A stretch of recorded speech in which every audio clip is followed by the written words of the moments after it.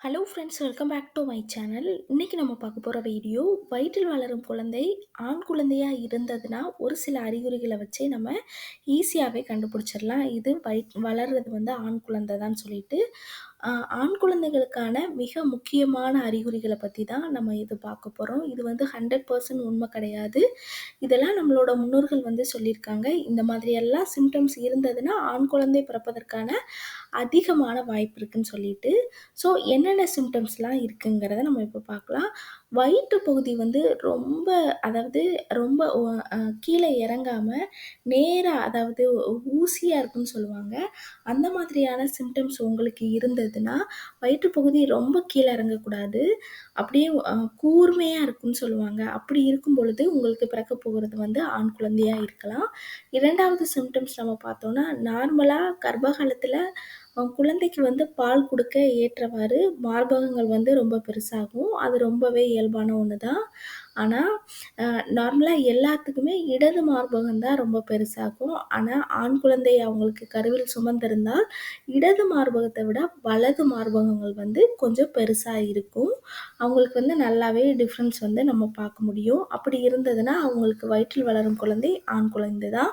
3வது நம்ம பார்த்தோம்னா, அவங்க சிறுநீர் போகும் பொழுது ரொம்ப அடர் மஞ்சள் நிறத்தில வந்து போவாங்க. அப்படி போனா கூட அவங்களுக்கு வயிற்றில் வளர்றது ஆண் குழந்தை தான். 4வது சிம்டம்ஸ் நம்ம பார்த்தோம்னா, நார்மலா குழந்தையோட இதய துடிப்பு வந்து நம்மளுக்கு முதல் 45 நாட்கள்லேயே நம்மளுக்கு ஸ்கேன் ரிப்போர்ட்ல வந்து மென்ஷன் பண்ணிடுவாங்க. குழந்தையோட எப்போ இதய துடிப்பு வந்து ஸ்டார்ட் ஆகுதோ அப்பையிலேருந்தே நம்மளுக்கு குழந்தையோட இதய துடிப்பு வந்து இவ்வளோ தான் இருக்குன்னு சொல்லிட்டு நம்மளுடைய ஸ்கேன் ரிப்போர்ட்ல வந்து மென்ஷன் பண்ணுவாங்க. நார்மலா 140, 145, 150, அதாவது 145, 150க்குள்ளேயே உங்களுக்கு வந்தா உங்களுக்கு பிறக்கப் போகும் குழந்தை வந்து ஆண் குழந்தையா இருக்கலாம். அதாவது உங்களுக்கு முதல் 3 மாதத்துல உங்களுடைய அந்த குழந்தையோட இதய துடிப்பு வந்து நம்மளுக்கு கம்மியாயிட்டே வரும். 155, 145, 142, 139, திரும்பவும் 145 அந்த ரேஞ்சிலேயே வந்ததுன்னா உங்களுக்கு பிறக்கப் போகும் குழந்தை வந்து ஆண் குழந்தையா இருக்கலாம்.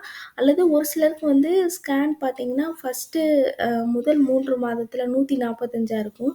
அடுத்து நீங்க 3வது மாச ஸ்கேன்லயோ, 5வது மாத ஸ்கேன்லயோ நீங்க பார்க்கும் பொழுது, உங்களுக்கு 156, 160 அந்த ரேஞ்சில வந்து அ ஒய் இதய துடிப்பு வந்து இன்க்ரீஸ் ஆயிட்டே போனா, அது வந்து பெண் குழந்தையா இருக்கலாம்.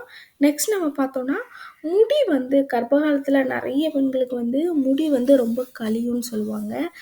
முடி ரொம்ப கொட்டுன்னு சொல்லுவாங்க. அதுவே ஆண் குழந்தை அவங்க வந்து கருவில் சுமக்கும் பொழுது, முடியோட வளர்ச்சி வந்து ரொம்ப அதிகமா இருக்கும். காலையில ஒரு சிலருக்கு இந்த தலை சுத்தல், வாந்தி, மயக்கம் இந்த மாதிரியெல்லாம் பிரச்சனைகள் வந்து ரொம்ப கம்மியா இருக்கும். ஆண் குழந்தை வந்து அவங்களுடைய வயிற்றில் வந்து சுமந்திருந்தால். அதே மாதிரி முகப்பருக்கள் எதுவுமே இல்லாம நல்லா ரொம்ப பிரைட்டா இருப்பாங்க.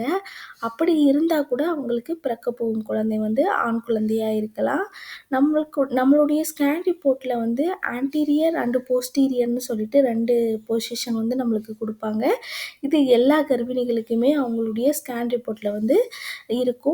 அப்படி இருக்கும் பொழுது அவங்களுக்கு அதிகமா போஸ்டீரியர் பொசிஷன் இருந்தா ஆண் குழந்தையும், ஆன்டீரியர் இருந்தா பெண் குழந்தையும் இருக்குன்னு சொல்றாங்க. இது வந்து எந்த அளவு இது உண்மைங்கிறது தெரியல. நெக்ஸ்ட் நம்ம பார்த்தோம்னா, அந்த புளிப்பா வந்து, அதாவது கர்ப்ப காலத்தில அவங்களுக்கு புளிப்பா ரொம்ப அதிகமா சாப்பிடணும்னு அவங்களுக்கு தோணும். ஆனா, இதுக்கு முன்னாடி அந்த ஃபீல் வந்து இருக்காது. அப்படி இருந்ததுன்னா அவங்களுக்கு பிறக்கப் போகும் குழந்தை வந்து ஆண் குழந்தையா இருக்கலாம்.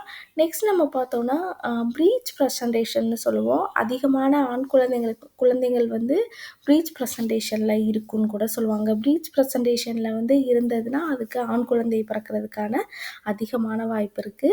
நெக்ஸ்ட் நம்ம பார்த்தோம்னா, அ அ குழந்தையோட அசைவு ரொம்ப, ஒரு சிலருக்குலாம் ரொம்ப ஆக்டிவா இருப்பாங்க. ஒரு சில குழந்தைகள் வந்து ஆனா ரொம்ப ஹெல்தியா இருக்கும். கரெக்ட்டா ஓவர் என்ன சொல்றது, ரொம்ப வயிற்றில இருக்கும்போது பெண் குழந்தைகள் வந்து ரொம்ப ஆக்டிவாவும், ஆண் குழந்தைகள் வந்து அந்த அளவு அ அ கம்பேர் பண்ணும்பொழுது ரொம்ப ஆக்டிவ் வந்து கம்மியா இருக்கும்னு சொல்லுவாங்க. ஆனா வெளியில வரும்பொழுது அது ஒரு சிலர் வந்து ஆண் குழந்தைகள் தான் ரொம்ப ஆக்டிவா இருப்பாங்க. கம்பேர் கம்ப்ளீட்லி பெண் குழந்தை அப்படி இப்போ வந்து அந்த அளவு கிடையாது. 2மே ரொம்ப ஓவர் ஆக்டிவாவும் இருக்காங்க. 2மே இதா இருக்காங்க. ஆனா, இதுக்கு முன்னாடி அப்படி வந்து சொல்லியிருக்காங்க. அது மட்டும் இல்லாம நெறைய ஒரு சிலருக்கு வந்து முதல் குழந்தை 2வது குழந்தைன்னா அவங்களால ஈஸியாவே கண்டுபிடிக்கிறதுக்கும் நெறைய வாய்ப்பு இருக்கு. ஒரு சிலருக்கு முதல் குழந்தைக்கு வாமிட் இருக்கும். 2வது குழந்தைக்கு வாமிட் இருக்காது. அந்த மாதிரியான நெறைய டிஃப்ரென்ஸ் வந்து இருக்குது. இந்த மாதிரியான சிம்ப்டம்ஸ்லாம் இருந்ததுன்னா, உங்களுக்கு பிறக்கப் போகும் குழந்தை வந்து ஆண் குழந்தையா இருக்கலாம். இது வந்து 100% உண்மை கிடையாது. இது வந்து நம்மளோட முன்னோர்கள் வந்து சொன்னது தான். ஓகே ஃப்ரெண்ட்ஸ், இந்த வீடியோ உங்களுக்கு ரொம்பவே யூஸ்ஃபுல்லா இருக்கும்னு நெனைக்கிறேன். நம்மளோட அ நம்ம மல்லிகா மெட்டர்னிட்டி ஃபீடிங் வியர்ன்னு சொல்லிட்டு நம்ம ஸ்டார்ட் பண்ணியிருக்கோம். ஃபீடிங் ப்ரா, ஃபீடிங் மேக்ஸி, காட்டன்ல, ஃபீடிங் நைட்டி எல்லாமே வந்து நம்ம சேல்ஸ் பண்றோம். சிஓடி கிடையாது. ஒன்லி ஆன்லைன் பேமெண்ட் தான். கீழ நான் லிங்க் குடுக்குறேன். உங்களுக்கு ரொம்பவே யூஸ்ஃபுல்லா இருக்கும். 3 to 5 டேஸ் அல்லது 7 டேஸ் வந்து நம்ம டெலிவரி டைமா நம்ம குடுக்குறோம். ஆன்லைன் பேமெண்ட் தான். சிஓடி கிடையாது. ஃபீடிங் ரிலேட்டட் எல்லா ட்ரெஸ்ஸஸுமே இப்ப இருக்கிற ட்ரெண்டிங்ல இருக்கிற மாடல்ஸ்ல வந்து நம்ம ஓனா மேனுஃபேக்சர் பண்றோம். ஸோ உங்களுக்கு கண்டிப்பா ஃபீடிங் வியர்ஸ் கண்டிப்பா தேவைப்படும். நீங்க கீழ வந்து லிங்க் நான் குடுக்குறேன். ஜாயின் பண்ணிக்கோங்க. உங்களுக்கு ரொம்பவே யூஸ்ஃபுல்லா இருக்கும். Okay friends,